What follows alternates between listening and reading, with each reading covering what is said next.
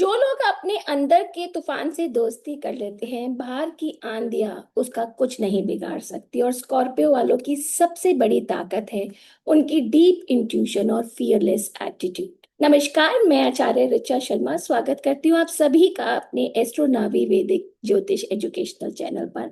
और आज हम बात करने वाले हैं वृश्चिक राशि यानी कि स्कॉर्पियो मून साइन वालों के लिए अगस्त 2025 का मासिक राशिफल। करियर, पैसे, लव लाइफ, हेल्थ, एजुकेशन और रेमेडीज तक हर एरिया का डीप एनालिसिस। तो वीडियो एंड तक जरूर देखें। तो चलिए शुरुआत करते हैं सबसे पहले करियर और बिजनेस से। अगस्त 2025 का महीना आपके करियर हाउस में काफी एक्शन है। जुपिटर और वीनस 8th हाउस में है 20 तारीख तक, जो आपको करियर में कुछ हिडन या सीक्रेट अपॉर्चुनिटीज दे सकते हैं।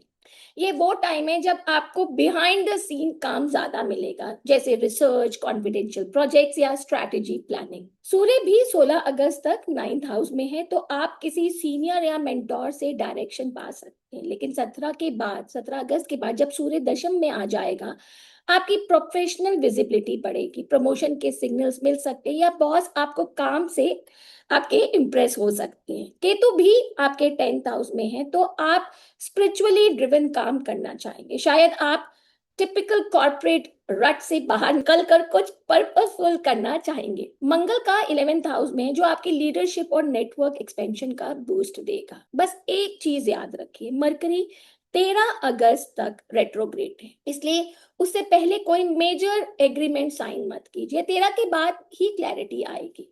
और अगर बात करें बिजनेस और फाइनेंस की, तो बिजनेस करने वाले स्कॉर्पियो नेटिव्स के लिए ना ये महीना थोड़ा सा अनप्रिडिक्टेबल रह सकता है।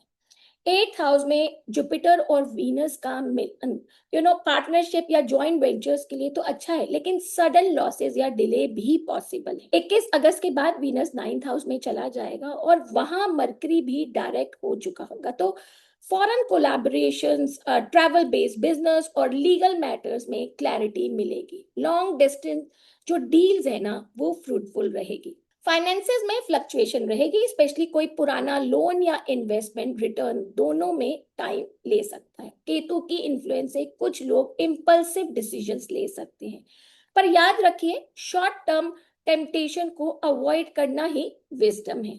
और अगर आप बात करें इन्वेस्टमेंट और फाइनेंशियल प्लानिंग की, तो इस महीने फाइनेंशियल प्लानिंग बहुत माइंडफुल करनी होगी। जुपिटर 8th हाउस में है, तो इनहेरिटेंस, टैक्स प्लानिंग और इंश्योरेंस सेक्टर्स में काम करने वालों को फायदा होगा, पर साथ ही कुछ हिडन खर्चे भी परेशान कर सकते हैं, जैसे गाड़ी की रिपेयर हो गई, अनएक्सपेक्टेड बिल या किसी रिश्तेदार की मदद। लेकिन 13 के बाद मरकरी डायरेक्ट होने के बाद म्यूचुअल फंड्स, एसआईपी या सेफ एसेट्स में इन्वेस्ट करना अच्छा रहेगा। स्टॉक मार्केट या रिस्की स्पेकुलेशन से फिलहाल दूर रहना बेहतर है। और अगर बात करें रिलेशनशिप, फैमिली और लव की, तो स्कॉर्पियो के लिए लव लाइफ काफी इंटेंस रहने वाली है। 8th हाउस में वीनस और जुपिटर का कॉम्बिनेशन पैशन और इमोशन दोनों को स्थिर रखेगा, लेकिन थोड़ा पॉजेसिवनेस भी ला सकता है। कपल्स के बीच स्ट्रॉन्ग बॉन्डिंग के साथ कुछ थोड़ी थोड़ी मिसअंडरस्टैंडिंग भी पॉसिबल है, इसलिए अपने इमोशंस को लाइटली लेना सीखे और ट्रस्ट बनाए रख। 21 के बाद जब वीनस 9th हाउस में चला जाएगा, तो डिस्टेंस रिलेशनशिप या ट्रैवल बेस्ड रोमांस ब्लॉसम कर सकते हैं। सिंगल्स के लिए कोई इंटेलेक्चुअल या स्पिरिचुअल कनेक्शन बन सकता है। वहीं फैमिली एंगल में राहु 4th हाउस में है, जो घर की रिस्पॉन्सिबिलिटी या माँ की हेल्थ को लेकर कंसर्न दे सकता है। केतु का 10th हाउस में होने से फादर या सीनियर से कुछ मतभेद पॉसिबल है, इसलिए पेशेंस से काम लें। और अब बात करें स्टूडेंट्स के लिए, तो स्टूडेंट्स के लिए यह महीना ना थोड़ा इमोशनल रोलर कोस्टर की तरह रहेगा। 5th हाउस में रेट्रोग्रेड सैटर्न होने से ना फोकस बनाना मुश्किल हो सकता है।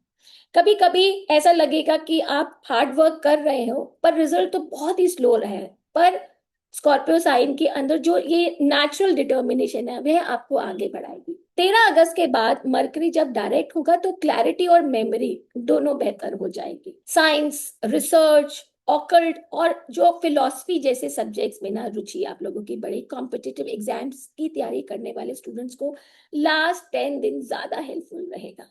और अगर आप बात करें ट्रैवल की, तो ट्रैवल का योग स्ट्रांग है इस महीने, स्पेशली सन और वीनस का 9th हाउस में ट्रांजिट करने के कारण रिलीजियस ट्रिप, फॉरेन ट्रैवल या लीगल डॉक्यूमेंटेशन रिलेटेड यात्रा संभव है। तो जो लोग हायर एजुकेशन या फॉरेन रीलोकेशन के लिए प्लान कर रहे हैं, उनके लिए ये टाइम सपोर्टिव रहेगा। लेकिन वीनस का 8th हाउस ट्रांजिट और मरकरी रेट्रोग्रेड दोनों मिलकर सजेस्ट करते हैं कि जो डॉक्यूमेंटेशन है, पेपर वर्क है ना, उस पर ध्यान से चेक करें। सडन कैंसिलेशन या डिलेज पॉसिबल है। अब बात करें आप लोगों की हेल्थ की, तो हेल्थ थोड़ा सा फ्लक्चुएटिंग रह सकता है। जुपिटर और वीनस का 8th हाउस में होना रिप्रोडक्टिव हेल्थ, डाइजेशन और स्ट्रेस रिलेटेड प्रॉब्लम्स दे सकता है, स्पेशली वुमेन के लिए जो हार्मोनल इम्बैलेंस के ना चांसेस ज्यादा है। राहु आप लोगों के 4th हाउस में है, तो इमोशनल रेस्टलेसनेस क्रिएट कर सकता है। आपको नींद ना आना, चेस्ट हेवीनेस या एंजाइटी जैसे सिम्टम्स ना महसूस हो सकते हैं। रेमेडी की बात करें तो मेडिटेशन, डीप ब्रीदिंग और हर्बल डिटॉक्स अपनाइए। मंगल आपके 11th हाउस में एनर्जी देगा, पर ओवर एक्सर्ट ना करें। स्लीप और हाइड्रेशन मेंटेन करना आप लोगों के लिए एसेंशियल रहेगा। और अब स्पिरिचुअल ग्रोथ और माइंडसेट की बात करें तो अगस्त का महीना ना आपको अंदर से काफी ट्रांसफॉर्म करने वाला है। जुपिटर का 8th हाउस प्रेजेंस आपकी इंट्यूशन को तेज करेगा, आपको और आपकी जो ऑकल्ट, एस्ट्रोलॉजी या मेडिटेशन की तरफ खींच सकता है। सन का 9th और 10th हाउस ट्रांजिट आपको जो हायर विजडम, धार्मिक इंक्लिनेशन और जो करियर क्लैरिटी ना वो देगा। शायद आपको किसी स्पिरिचुअल गुरु से भी जुड़े या कोई नया ज्ञान पाए। और रेमेडी की बात करें तो हर सोमवार शिवलिंग पर धूप चढ़ाइए और ओम नमः शिवाय का 108 बार जाप करें। चांदी का कड़ा या चांदी की चेन पहने, इससे मानसिक शांति मिलेगी। हनुमान चालीसा रोज पढ़े, खासकर मंगलवार और शनिवार को। और घर के पश्चिम दिशा में कोई लाल फूल या डेकोरेटिव आइटम रखे, पॉजिटिविटी बनी रहेगी। आपका लकी कलर इस महीने का मरून या मेटालिक ग्रे और लकी नंबर रहेगा 9।